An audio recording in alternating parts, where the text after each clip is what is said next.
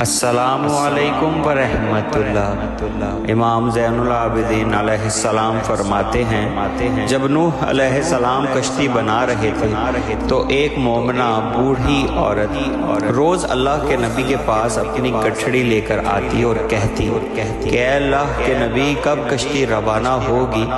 نوح علیہ السلام فرماتے ابھی دیر ہے۔ وہ عورت شام تک بیٹھی رہتی اور پھر اٹھ کر چلی جاتی۔ ایک دن نوح علیہ السلام نے فرمایا کہ اے عورت جب جانا ہوا تو تمہیں بتا دیا جائے گا۔ یہ عورت واپس چلی گئی اور انتظار کرنے لگی کہ کب نوح بلائیں گے۔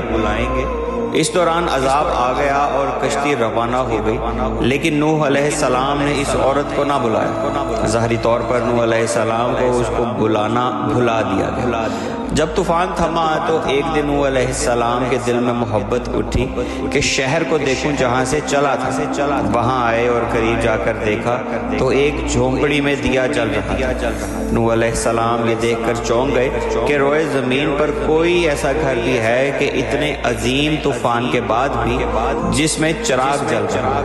انہوں نے وہاں تکبیر بلند کی تو وہ عورت سامان لے کر آ گئی اور کہنے لگی یا نبی اللہ کیا کشتی تیار ہے؟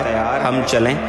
نوح علیہ السلام نے حیرت سے اس کو دیکھا اور کہا رکو بڑھیا، کیا تمہیں کچھ بھی نہیں پتا چلا؟ وہ کہنے لگی یا نبی اللہ کیا نہیں پتا چلا؟ کہا اتنا بڑا سیلاب آیا، بارش آئی، تمہیں کچھ بھی نہیں پتا چلا؟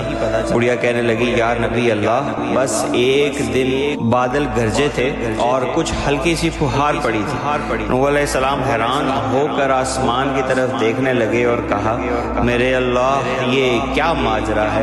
اللہ تعالیٰ نے نوح علیہ السلام پر وحی بھیجی کہ اے میرے پیارے نبی، اس عورت کے دل میں چونکہ تمہاری محبت تھی اور تم نے اسے پابند کر دیا تھا، اور چونکہ تمہارا اسے وعدہ بھی تھا کہ نجات کی کشتی میں اسے ساتھ لے جاؤ گے، تب جب کہ تم نے اپنا وہ وعدہ پورا نہیں کیا، لیکن اے نوح علیہ السلام میں تو تمہارے وعدے کا ذمہ دار تھا، اس لیے میں نے اس بڑھیا تک عذاب پہنچنے ہی نہیں دیا۔